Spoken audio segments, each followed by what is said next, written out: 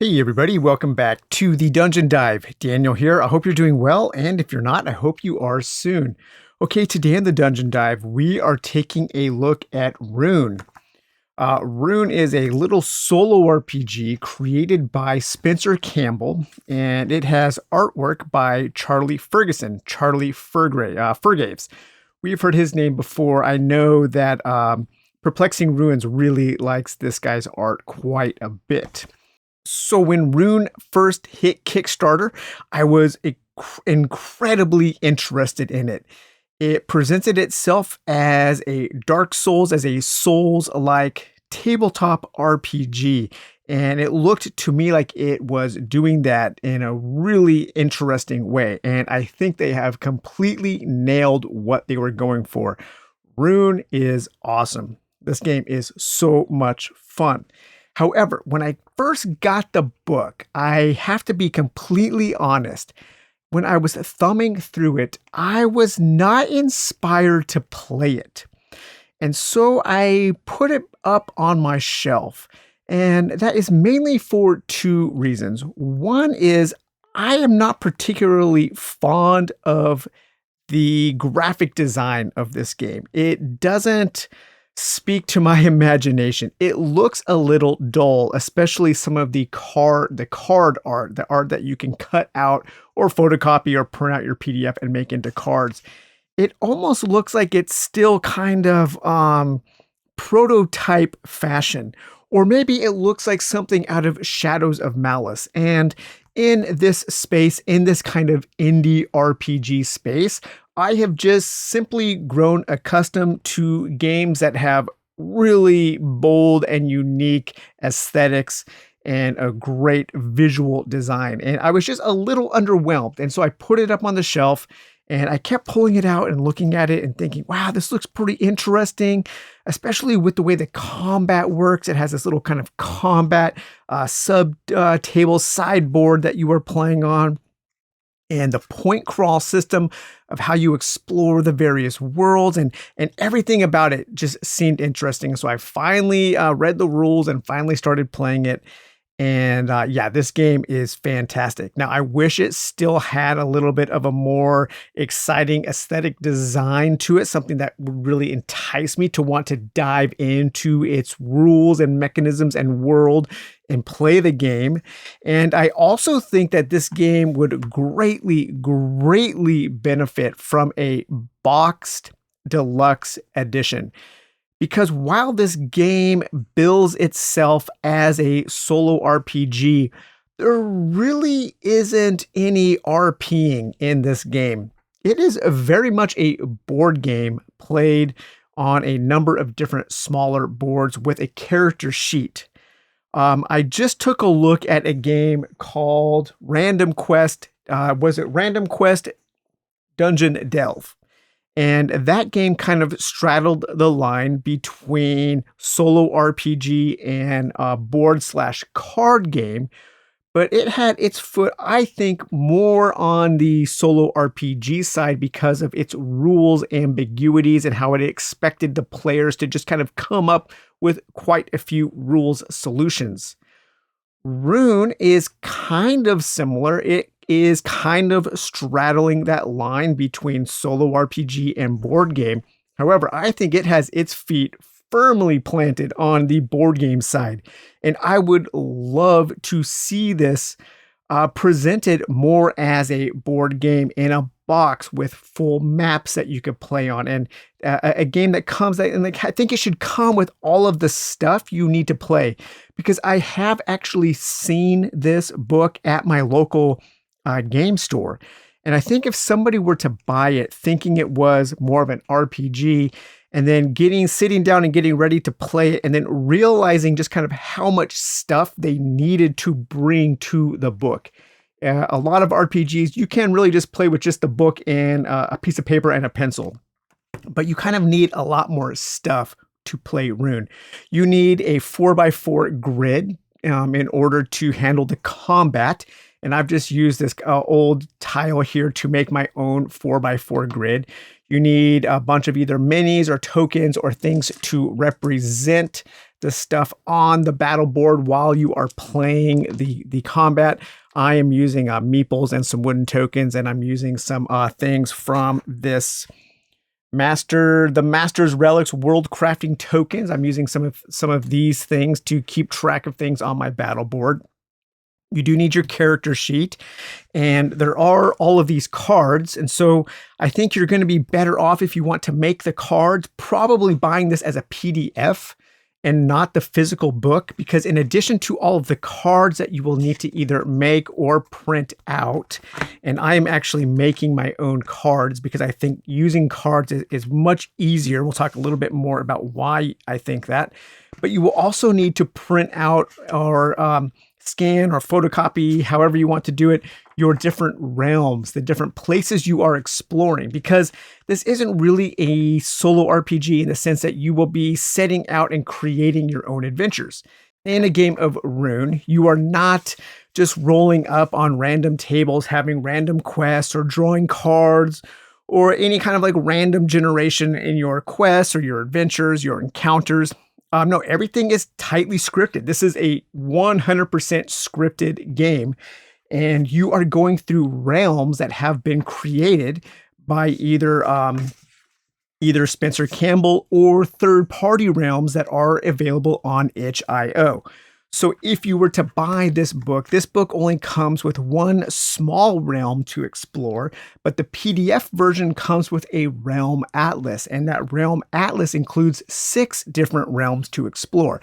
And each realm can really only be explored one time before you see most of everything. So like I said, it is a very scripted game. And so I don't really consider Rune to be a solo RPG. For me, it feels way more like a board game. And I would love to see a deluxe version where everything's a little bigger with a nice spiral bound book where you can keep things open, where it would have nice little 4x4 battle grids with some tokens that you can use to represent the various items and things and terrain and enemies. A really nice deck of cards that would represent all of your weapons and armor and items and runes, because there's a whole bunch of stuff that you need to make just to play Rune. But let's back up a little bit and talk about the game. So Rune, in a game of Rune, you are creating a character called an Engraved. Now, first thing, straight out of the gate, this is a game that is highly inspired by From Software's Dark Souls games. This is a Souls-born tabletop game. And I think this game does a better job of capturing the tone of Dark Souls more than the Dark Souls board game does. And one of the reasons why is because it has a really good combination of combat, tactical combat with great decisions to be made, and exploration as you explore the different points in each realm that you are adventuring in. One of the things that I love most about Dark Souls and Dark Souls 2 and Bloodborne is figuring out what's going on in the world, is experiencing the story as you explore the world through environmental storytelling, is gathering lore. And longtime fans of the Soulsborne series know that there is an entire industry of lore hunting YouTube videos. I mean, there are at least a dozen different channels that all they do is explore Soulsborne lore, and they make a ton of money doing it. Their videos get millions and millions and millions of hits. The Soulsborne community has spawned an entire industry of these little sub-industries just on YouTube. And that is something that was completely missing from the Dark Souls board game. There was no story, there was no lore, there was no environmental storytelling whatsoever. It was just kind of a very simple little skirmish game that for me didn't offer up anything. It didn't offer me any of the qualities that I like about Dark Souls on the tabletop, whereas this does, and it does it in a really simple way. So the first thing you are going to do when you play a game of Rune is you are going to create a character. And again, this is another thing that I think kind of moves this away from a solo RPG because your characters really don't have any stats. You're never going to make an intelligence check. You're never going to make a dexterity check or a strength check. You don't have skills. All you have is you have your health, you have your stamina, you have your lore skill, and then you also have your weapons and your gear and your items that you have found while you are adventuring. When you create your character, you will be able to choose from some starting equipment. You can choose a longsword, a basic shield, a great axe, and an erupting flame, which is kind of this pyromancy spell. So like Dark Souls, you can have a sword in one hand and a pyromancy spell in the other hand. You can also have slings, and then you can there are various types of gear such as strider boots or an amulet of dawn, a red crown. And then there are these things called runes. And runes you will get as you defeat the rune lords. And those are the bosses of each realm. Each realm that you are exploring and will have a rune lord. And when you defeat that rune lord, you will get a special rune. And you can have up to 3 runes equipped. And each one of those runes will give you a special bonus. And in between realms, you can swap out those runes. And so as you start combining your different runes with your different weapons and your different gear and your different items, you can create builds in this game just like you would create a build in a Dark Souls game. And that is especially important because of the way the combat puzzle works on this battle board. And we'll talk a little bit more about that in a minute. So my starting character here, I have a longsword and an erupting flame. So my longsword, whenever I go into combat, I have 2 stamina, and that means that I get to roll 2d6. And then I can assign each one of those dice to a move on one of my weapons or spells or piece of gear. However, this 1 here is kind of unuseful. I can't use that 1 because nothing I have has a 1 assigned to it. My longsword, for a 2, I can do a 1 damage attack. For a 3 to a 5, I can move 1 and do a 2 damage attack. With a 6, I can do a move 1 and a 3 damage attack. With my erupting flame, on a 4, 5, or 6, I can either do 2 damage to everything that is adjacent. I can do 2 damage to a row or a column. Or on a 6, I can do 5 damage to an adjacent enemy, but I also take 2 damage.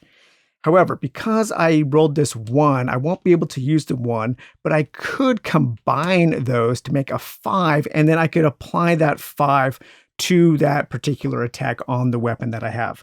So it's a really, really cool system, and the enemies operate in a similar way.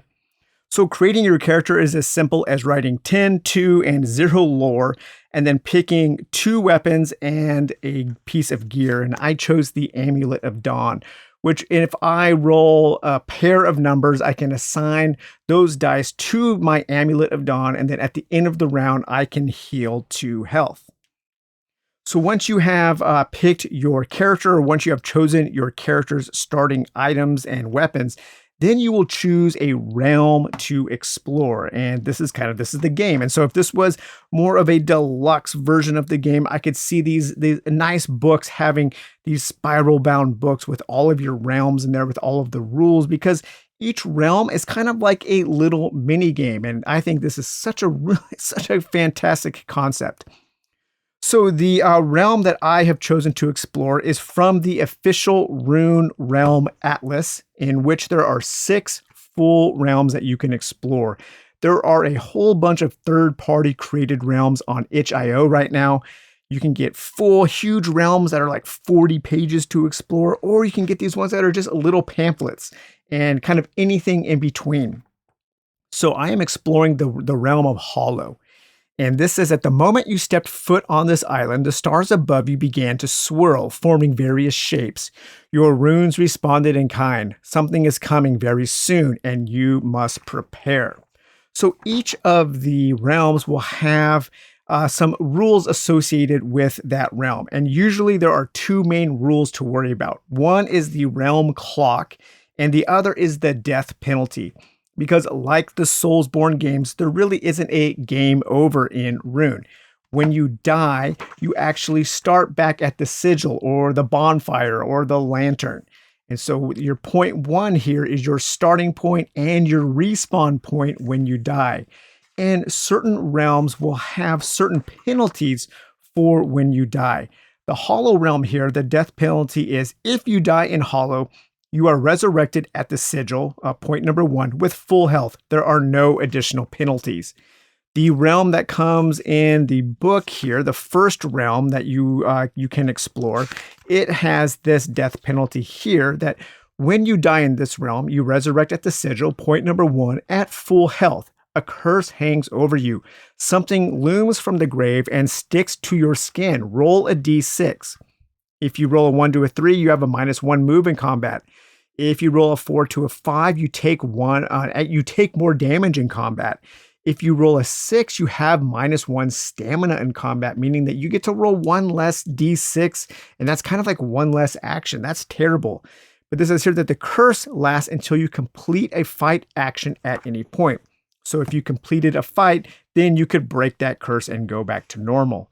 Another rule that each realm is going to have is a clock. And this is some kind of timing mechanism that's usually counting up or counting down to something that will trigger when the clock becomes full. So the Hollow clock is just a 20 section clock. And every time you do something in the world, every time you travel from one point to the next, or anytime you complete a thing at a certain location, you shade in one of the pie pieces on your clock. And once all of those are full, that triggers the end of that realm, and the final boss comes, and then you have to face off against the final boss. So this is kind of a clock, a countdown clock for the Hollow clock.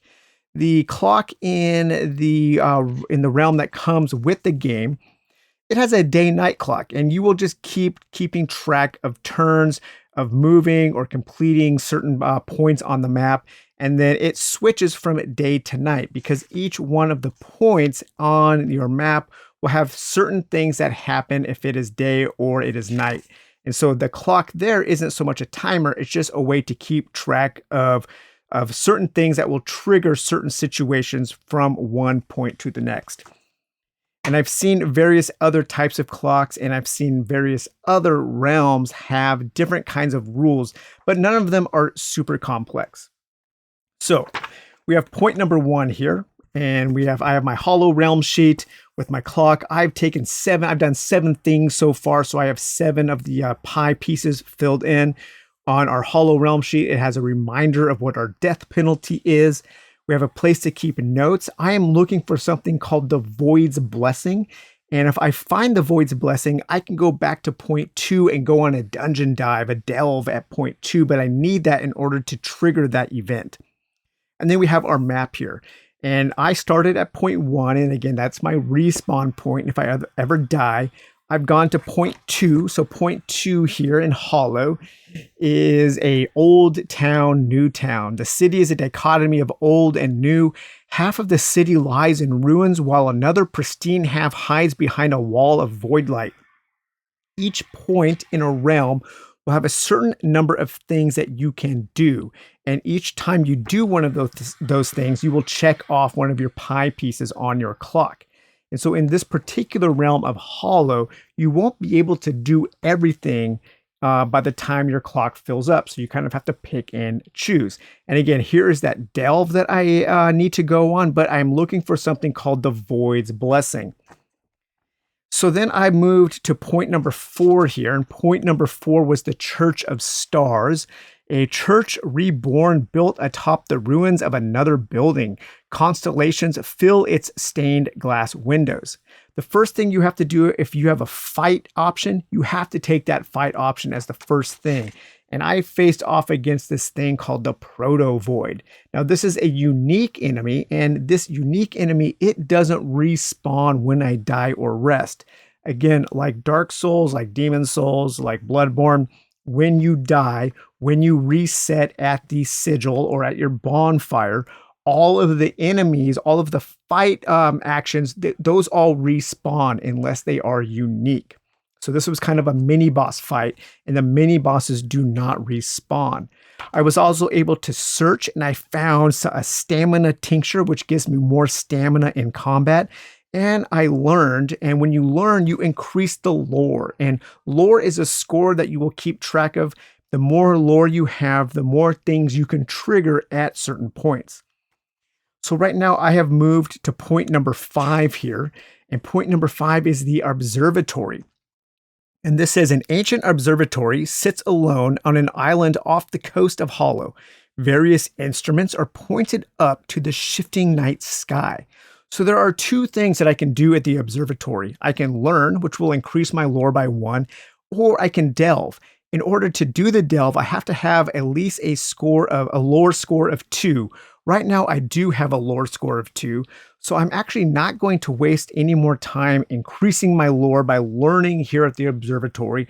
Throughout my adventures, I have already learned enough, and I'm just going to go straight to the delve. In order to check off this delve, I have to complete the fight below.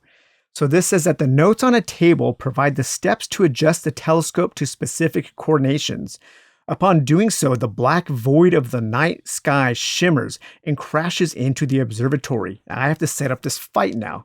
So let's see here. Let's move this down a little bit here. So we have set up the fight. We have a battle board that is a 4x4 grid with A, B, C, and D going across, and 1, 2, 3, and 4 going up and down. So here we have terrain. There's permanent terrain on B2. So I'll just take one little token here and set that up on B2. Permanent terrain, you can't move into that, and it blocks line of sight. And there's also permanent terrain on C2 to C3. So C2 and C3 also has some permanent terrain. Maybe I'll add some of these crystals here, so we can add that. Maybe I'll trade in one of, I'll add, I don't know, something like this blocker here, this like magical door as the other piece of terrain there. So you can kind of decorate your battle board how you want to if you have some other tokens or you have some small 3D spaces or 3D pieces of terrain, I should say. Now the enemies here are the Azure first sign. This is it spawns on D1, and this is another kind of unique kind of mini boss. This particular realm seems to have a lot of unique fight encounters. So the Azure first sign, it spawns on D1. We'll take this red meeple here, and we will spawn him or it on D1. And now I, as the Engraved, I spawn on B3. So we'll take my little meeple here, and we will put me on B3. So I spawn there. So these are permanent terrain. So those block movement and those block line of sight. And here we have all of the things that the enemy can do on its turn. And for a combat round, the first thing you do is you determine the enemy actions so you know exactly what the enemy is going to do and how to respond. This is kind of like learning an enemy's moves, learning its patterns in a Dark Souls game. The next thing you will do is you will activate your enemy's movement and perform any non-harming actions. So if they had anything that they could do, such as summoning or casting some kind of spell that didn't cause harm, you would do that in step 2. Then you would roll your stamina dice as the PC. You would roll, so right now I have a stamina of 2, so I would roll my stamina dice, and then I could apply those to figure out what I want to do.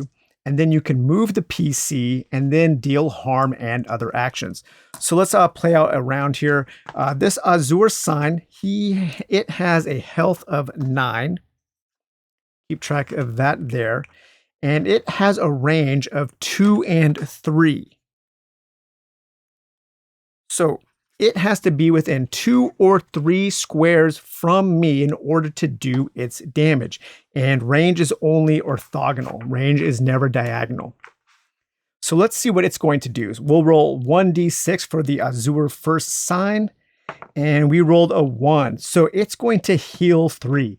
It's at a health of 9. So it won't heal unless I do damage to it. So now let's see what I'm going to do. I'm going to roll my 2d6 for my stamina. I rolled a 5 and a 2. So I definitely want to try to do more than 3 damage to it, or else it's just going to heal. So the things I can do here, I could actually use my stamina tincture. This has 2 uses, and during combat, I can use that for +1. I think I'll hold off. I'm fine with just the 2 here.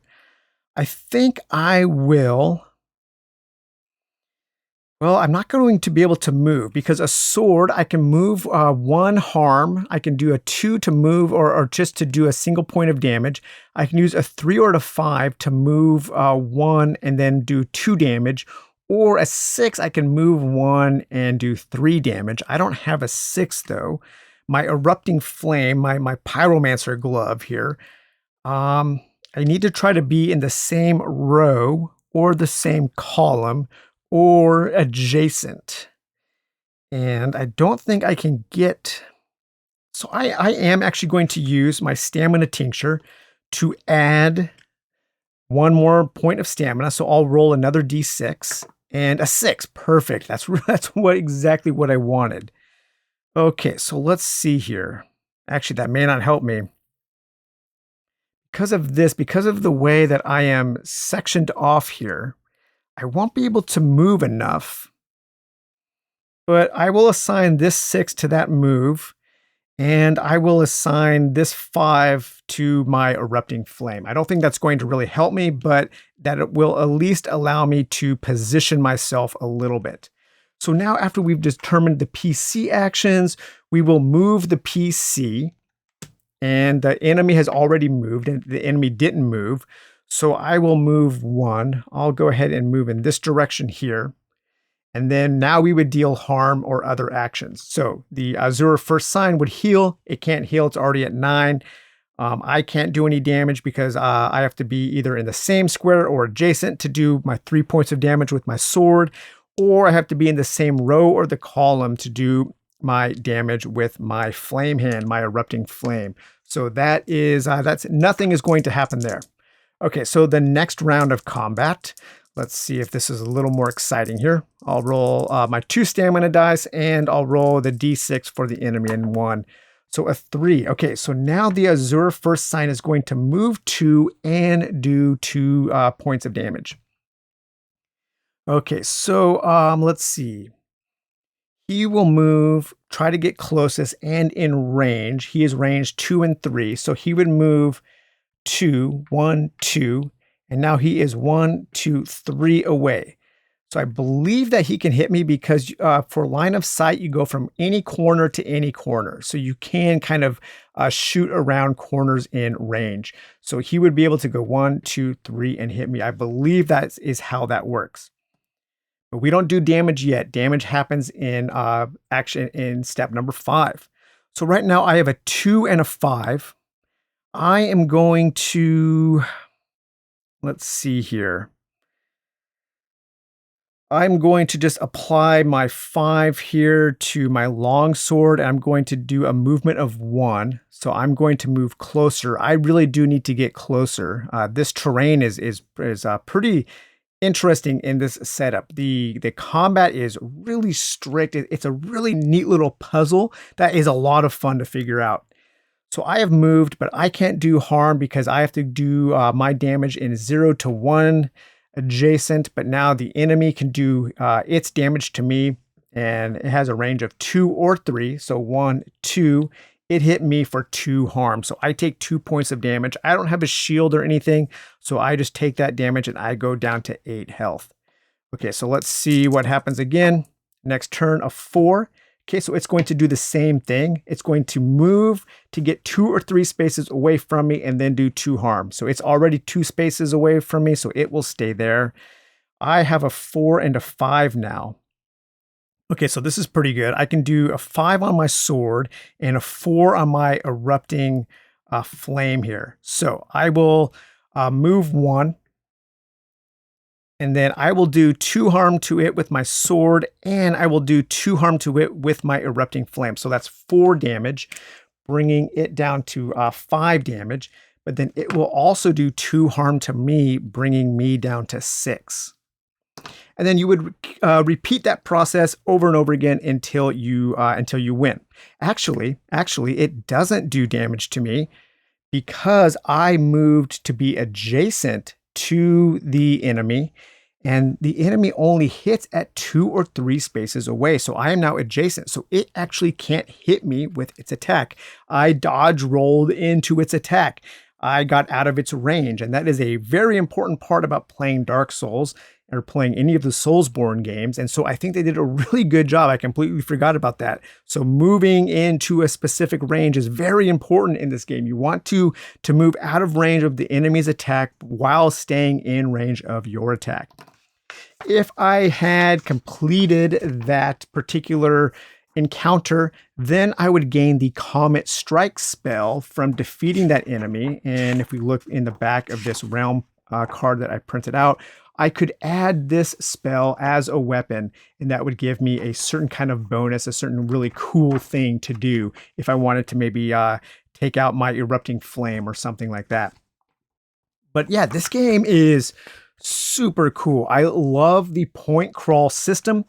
I like moving from one point to the next, just reading a really brief piece of lore, kind of piecing together what is going on in this world. I like managing my time of the certain things that I can do in each point, and that time is ticking away. I like the way that the different realms use their clocks differently. I like how each realm has a certain little rules that change the feel of the realm.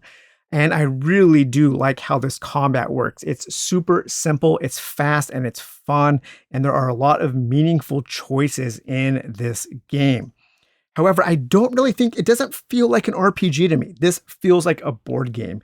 And I would love, just absolutely love to see a deluxe box set version that comes with everything you need to actually play, with a deck of cards that have all of your weapons and spells and everything, with cool art and just a nice look to them, with your own battle board with different terrain pieces that you could keep track of, with some little tokens for the different kinds of enemies.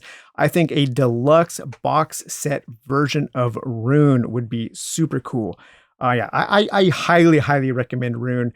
I do recommend the PDF version just so you have access to everything and you can print everything out. It's like $15 on itch.io, and you will get the complete rules, and you will get the Realm Atlas that is created by Spencer Campbell. And then on the itch.io page, he also has a link to all of the third-party realms. And I'm really looking forward to diving into those and exploring those because, yeah, this game is great. Highly recommended. And yeah, I hope you guys enjoyed this video on Rune. We will talk to you later. Bye-bye.